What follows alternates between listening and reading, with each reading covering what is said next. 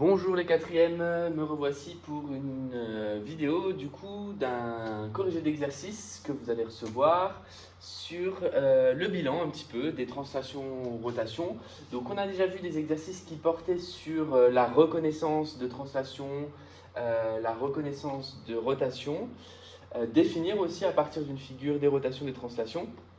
Maintenant là, ce premier exercice porte sur les constructions. Il est un peu similaire à l'exercice du cours où vous deviez du coup construire à partir d'une figure une translation et à partir de cette même figure une rotation. C'est exactement ce qu'on va faire là. J'ai changé l'angle pour la rotation, j'ai changé le vecteur pour la translation et j'ai changé la figure. Donc c'est vraiment un exercice d'application que vous pourriez retrouver à un contrôle sur ce chapitre. Puis dans un deuxième exercice, nous le verrons par la suite, on va parler des propriétés. Puisque j'en ai parlé, il va falloir être capable de définir la bonne propriété à utiliser pour répondre à des questions et faire du coup des petites démonstrations. Alors, partons déjà de la translation parce que généralement c'est ce que vous arrivez le mieux et c'est plus simple. Nous devons donc tracer l'image de A, B, C, D, E par la translation qui envoie S en F, c'est-à-dire par la translation de vecteur SF. Donc pour aller de S vers F, on va donc compter les carreaux. Il faut donc aller, pour aller de S au point F, de 3 carreaux à droite et 3 vers le bas. Ainsi, nous allons descendre toute la figure de 3 carreaux à droite et de 2 carreaux vers le bas. Nous partons du point A. Le point A, si je le décale de 3 vers la droite et de 3 vers le bas, se retrouve ici. Ça va être le point que je vais nommer A'. Ensuite, le point B, de la même façon, 3 à droite, 3 vers le bas, ça va être ici, B'. À partir de ce moment où on a 2 points, on peut retracer la figure à l'identique, mais bon là c'est relativement, je pense que c'est plus simple d'y aller point par point, donc je vais faire le point C, l'image du point C, l'image du point D, l'image du point. Pour l'image du point C, 3 carreaux à droite, 3 vers le bas, ça me donne donc C'. De nouveau pour le point D, 3 carreaux à droite, 3 carreaux vers le bas, ça me donne D'. Ne le soyez pas trop, je sais que je vous manque. Et enfin, pour le point E, 3 carreaux à droite, 3 carreaux en bas, ça donne le point qui est ici, le point E'. Nous allons donc relier la figure à l'identique, c'est-à-dire par des segments, donc en passant de A' vers B', vers C', vers D', vers E', pour finaliser du coup l'image de cette translation de cette figure. Donc A', B', B', C'. Évidemment, on est censé le faire à la règle, mais pour éviter de passer devant, moi je le fais à main levée. Mais vous, sur vos cahiers, il faudra évidemment le faire à la règle. Donc voilà l'image de cette translation. Donc cette image-là, on va l'appeler A', B', C', D', E'. Ensuite, de la même façon, nous allons construire la rotation donc, de cette figure de centre S, donc le centre ici, et d'angle 90 degrés. Donc j'ai choisi un angle de 90 degrés parce que c'est relativement facile à faire et vous pouvez utiliser du coup l'équerre et non pas le rapporteur. Donc pour réaliser cette rotation, nous allons donc partir de nouveau de A, faire la rotation donc autour de S dans un angle de 90 degrés et dans le sens anti-horaire. Je rappelle que le sens anti-horaire, c'est le sens ici. Et donc, pour éviter qu'il y ait trop de traits de construction, comme je l'avais dit dans le cours, on y va au fur et à mesure. C'est-à-dire que je fais le point A, je laisse les traits de construction. Une fois que le point A seconde du coup est construit, je vais effacer les traits de construction. Je vous conseille toujours d'en garder un des traits de construction pour vous souvenir plus tard comment il faut faire. Donc, je vais prendre mon équerre, puisque c'est un angle de 90 degrés, et je vais donc construire la rotation du point A de centre S dans 90 degrés. Je change de couleur pour ne pas confondre avec la translation. Je commence par tracer le segment AS en pointillé. Donc je trace le segment AS et donc je regarde le sens de rotation, ça va tourner donc ici vers le bas. Vers le bas d'un angle de 90 degrés, donc je fais un angle droit depuis le point S. Je ne suis pas sûr de comprendre. Ah, ça y est, il est de retour lui. Et donc, du coup, une fois qu'on a fait notre angle droit, nous devons donc prendre le compas pour reporter la longueur de A à S, de la même façon de S vers le point qu'on va appeler A seconde. Donc cette longueur-là, cette mesure-là, je la reporte ici. Ça me permet donc d'obtenir le point ici qu'on va appeler A seconde.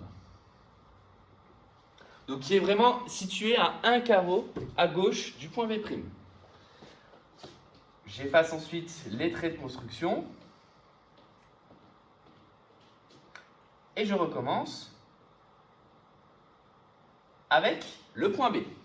Donc le point B, je trace de nouveau ce qui correspond au rayon. Donc je vais quand même le faire correctement à la règle, en pointillé. Je regarde le sens de rotation. Donc le sens de rotation, ça va me faire tourner vers le bas, de nouveau. Je prends mon équerre et je trace de nouveau un angle de 90 degrés. Je reprends le compas.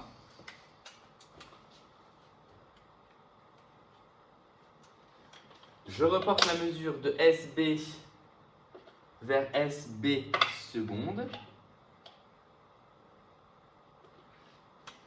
Et normalement, sans erreur de précision, ça me donne le point qui est situé juste au-dessus du point C'. Donc ça sera le point B seconde.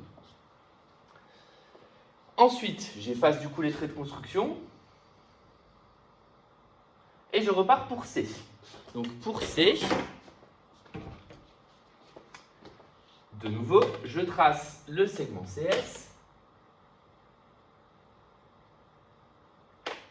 Un angle droit, pareil, je me pose la question donc du coup du sens de rotation, mais je vous rappelle que généralement je le fais comme ça, mais le sens anti-horaire se poursuit également comme ça. C'est-à-dire que ici, je vais tourner vers la droite.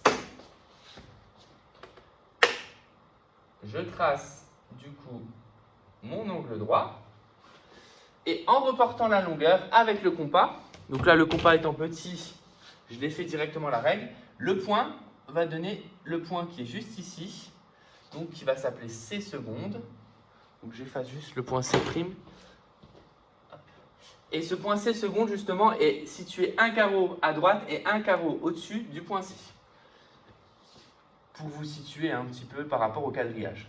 Alors pourquoi on arrive à se situer comme ça par rapport au quadrillage? Justement, les carreaux sont des carrés, ce qui signifie que les diagonales sont perpendiculaires. Et grâce à ça, en fait, on pourrait s'imaginer utiliser uniquement les carreaux dans le cas où les points sont situés tous les points sont situés aux intersections. Je vous expliquerai par la suite comment faire pour utiliser les carreaux. Mais ce n'est pas si évident que ça, donc il vaut mieux privilégier pour les rotations, quel que soit l'angle en plus, parce que là ça marche bien parce que c'est 90 degrés, il vaut mieux privilégier la méthode qu'on est en train de voir, c'est-à-dire vous tracez le rayon, vous mesurez l'angle, vous allez dans le sens qui vous est indiqué, vous reportez la longueur. Alors, donc une fois qu'on a fait A seconde, B seconde, C seconde, D seconde, on va le faire pour le point D. Le point D, justement, on va bien s'en rendre compte que pour le point D, vu que les carreaux sont des carrés, je vais pouvoir du coup réaliser cette rotation uniquement en utilisant les carreaux. Parce que si de D à S, j'ai 3 carreaux vers la droite, et bien comme ma rotation est dans le sens anti-horaire, je vais du coup aller 3 carreaux vers le bas. Et donc mon point D seconde est confondu avec mon point D'. Et enfin, pour le point E, donc pour le point E, je trace de nouveau ES. Là, c'est pareil, j'efface du coup les premiers traits de construction. De E à S, je mesure un angle droit toujours vers le bas. Et ici, ça va tomber sur le point C. Donc le point E seconde se situe sur le point C. Donc là, clairement, j'ai utilisé les carreaux puisque les distances étaient courtes. Vous, je vous conseille, vous tracez, vous faites l'angle droit et vous remarquez que le point E seconde arrive sur le point C. Il nous reste donc ensuite à tracer la figure à l'identique, c'est-à-dire relier A seconde avec B seconde avec C seconde avec D seconde, pour se rendre compte que cette figure a bien tourné. Et si on peut considérer qu'elle était debout, bah maintenant elle va être couchée.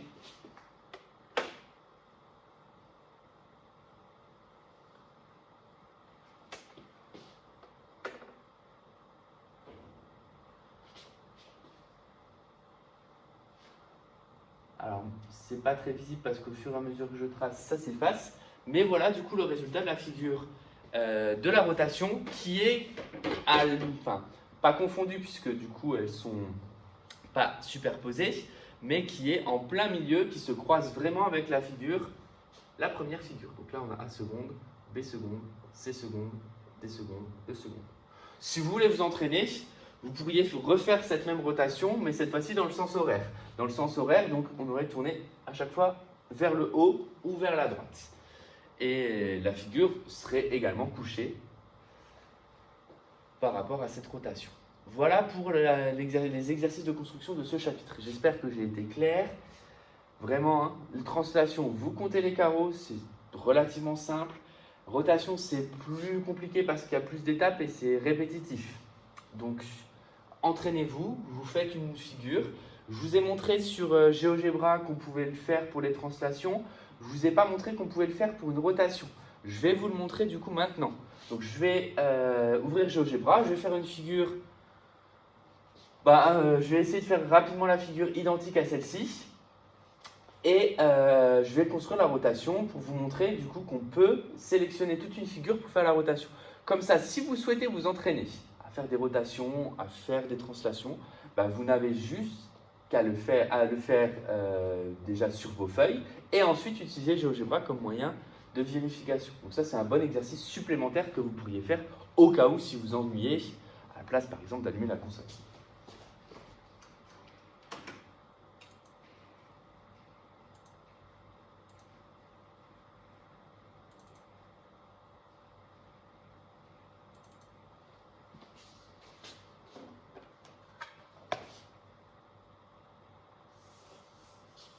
Donc on lance GeoGebra. Je vous rappelle que GeoGebra peut se télécharger gratuitement. Que pour certains, je l'ai mis sur les clés. Donc j'enlève les axes, je mets une grille. Donc que pour certains, je l'ai mis sur les clés et qu'il y a également une version en ligne. Alors je ne sais pas si sur la vidéo on voit bien le quadrillage. Je vais y créer un polygone donc, qui ressemble à peu près à celui que vous aviez dans l'exercice. A, B, C, D, E, et F. Toutes les étiquettes là, je les enlève puisque du coup sinon ça va nous enlever de la clarté. Je mets les caractères un peu plus gros pour que ça soit visible. Mais ça évidemment c'est pas obligatoire. Ensuite je crée un point de rotation donc, qui est le point S. Donc on va l'appeler S. Donc c'est pas exactement la même figure, hein, mais c'est pour le principe. Et ensuite, pour tout ce qui est transformation, vous retrouvez donc, comme on l'avait vu en salle info, symétrie axiale, symétrie centrale, rotation, translation. Inversion, on ne l'étudiera pas. Homothétie, vous l'étudierez en troisième. Comment il faut faire du coup quand on doit construire une translation, je le répète. Donc, pour construire une translation, donc si je refais mon point F, donc qui est ici, donc encore une fois, je ne fais pas exactement le même. Je crée un vecteur qui va de S vers F. Je sélectionne toute ma figure, donc je vais sur la flèche pour sélectionner toute ma figure. Je sélectionne ensuite translation de cette figure par rapport au vecteur SF et ça me le fait automatiquement.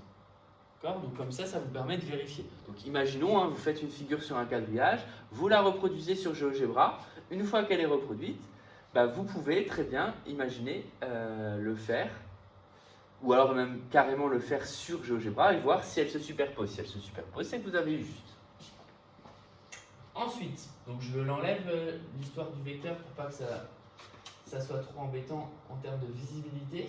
Je choisis donc cette fois-ci une rotation. Donc par le même principe, je vais faire la rotation de cette figure autour du point S. Donc ça n'a pas pris ici. Donc je reparle rotation de cette figure autour du point S. On ne veut toujours pas. Donc rotation de cette figure autour du point S. Non. Donc, apparemment, il faut tirer sur le centre en premier. Et là, on me demande l'angle. Donc 90 degrés. Et le sens, donc on avait dit le sens anti-horaire. Et donc du coup, on voit bien que la figure, même si ce n'est pas la même, elle est bien couchée. Voilà du coup pour la correction, en plus imagée sur GeoGebra